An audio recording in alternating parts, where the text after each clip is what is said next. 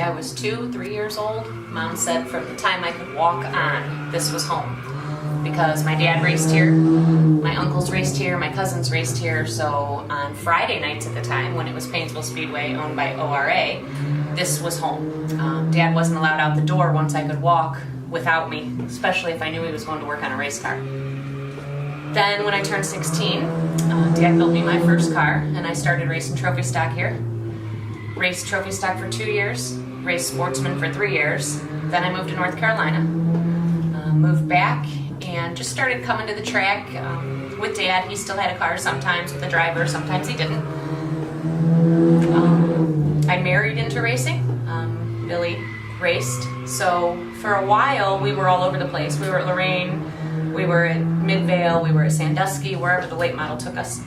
Then I came back here with Dad in 2011. That's the year we lost him.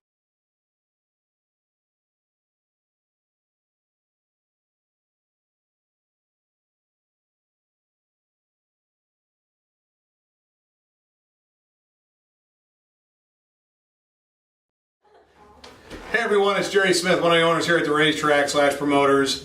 One of the things that the Frank Lett Memorial means to me is the relationship I had with Frank.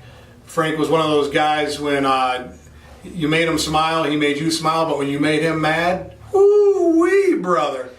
You know, he was just one of those guys that I'll remember for the rest of my life, because when I first started racing there, you couldn't get help from anybody. You know, nobody wanted to help. Everybody was just stuck to themselves. And I went up to Frank one Saturday night, and you know, for weeks he seen me struggling, and I thought, you know, being by myself, I'd be able to fix it, and I couldn't. I went up to him one night and just said, "Can I get a hand?" He actually helped me, and I won the heat race after that.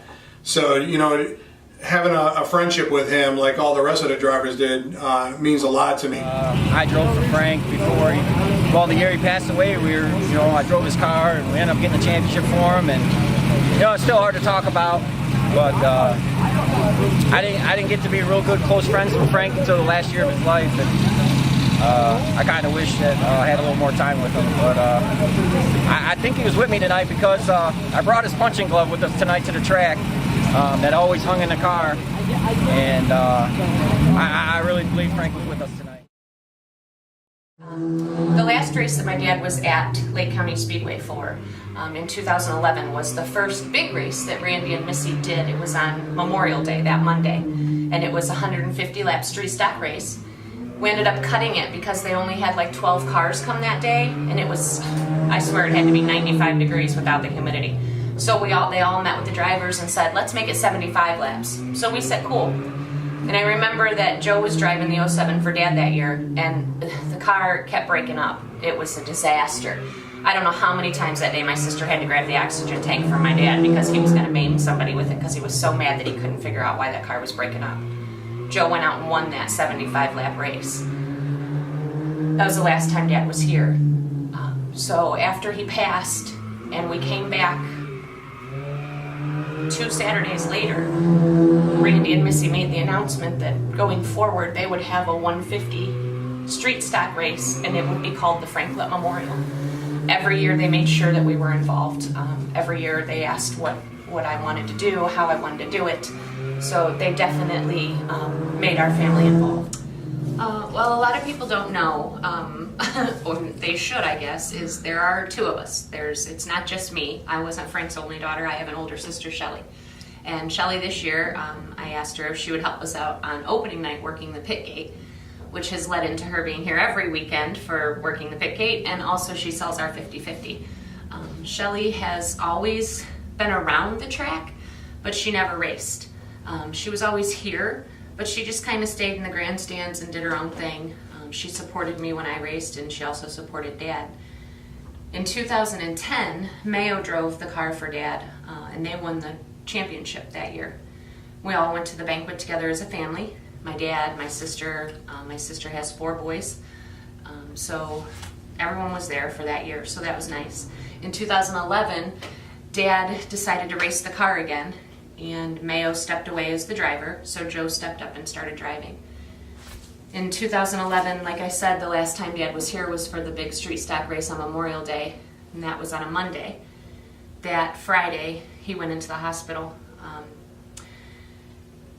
we left the track, left the hospital. When we were there that morning, Dad said, Kathy, you guys make sure that the car is at the track tonight.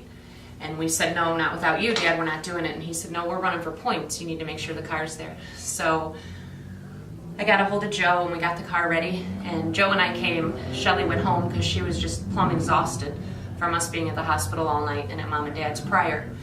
So we came and the car was still breaking up and Joe won the feature that night. And I remember I called Dad at the hospital and said, hey, feature winner. And he said, you're kidding me. I said, no. And he said, is the car still breaking up? I told him, yeah.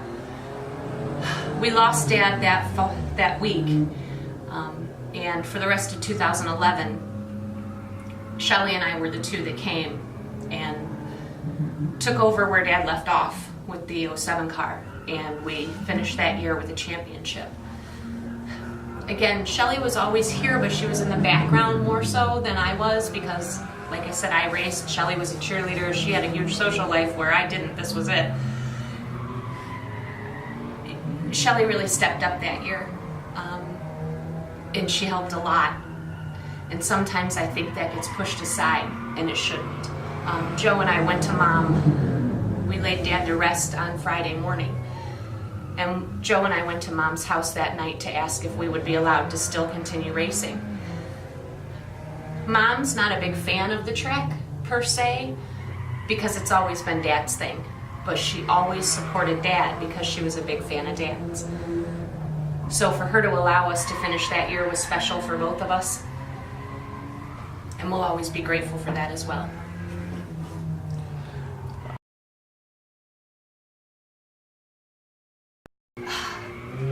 Mostly I feel grateful. I feel grateful that we're not going to have to miss a year for the Frank Lett Memorial. We talked about it. We talked about maybe not doing it this year because it was an abbreviated season. And Randy Jr. and Randy and Denise and Jerry said absolutely not.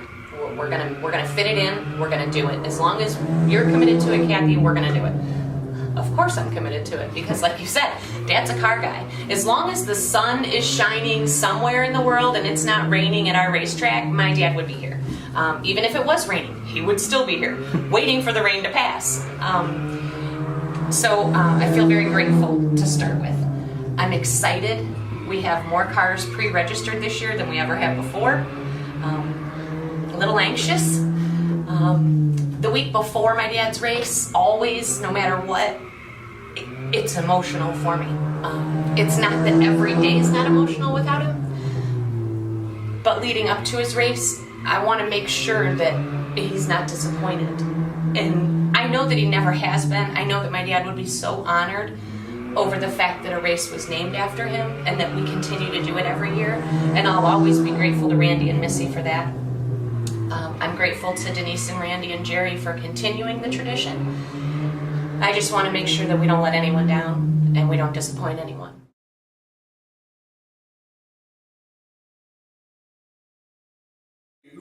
Working with Kathy, who I grew up with pretty much here at the racetrack and been on a race, and that means a lot more to me because we were kids when we started racing here. We were just young kids, learning how to drive and went through ups and downs and stuff, but we are today because of our parents, and Kathy is who she is today because of Frank, and he'll never be replaced. We think about him all the time, and we can't wait to the Frank Lett Memorial. As I hear, there's over 20 cars coming, but we'd like to see these guys out here battling.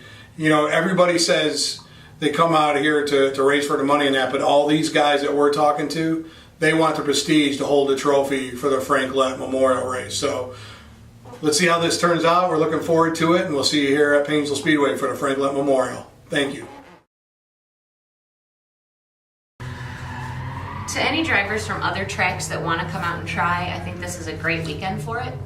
It's a huge race, obviously, to honor Dad, but it's a fun track to be at. It really is. We're a family here, and we're also a family when it comes to outsiders.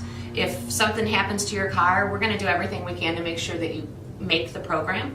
If that means that we need to run to a shop and get a part for you, if we have it or if someone has it, we'll make sure that you're able to race. That's why Painesville Speedway is home, because we treat everybody the same. I'd love to see cars from other tracks come out and give it a try. My dad would love it.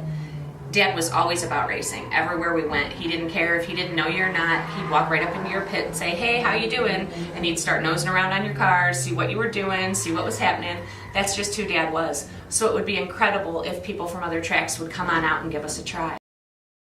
Anybody who comes from another track and wins the race, I believe it's $200 extra if it's someone that's never raced here before. So if it's an outsider. Now that doesn't count for people who have taken a few seasons off or anything like that. If you come from a different track and you win the Frank Lett Memorial, there's extra money available to the winner of that as well.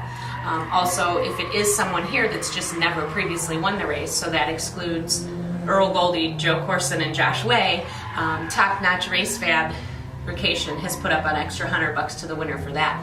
But the bounty is definitely higher for an outsider to win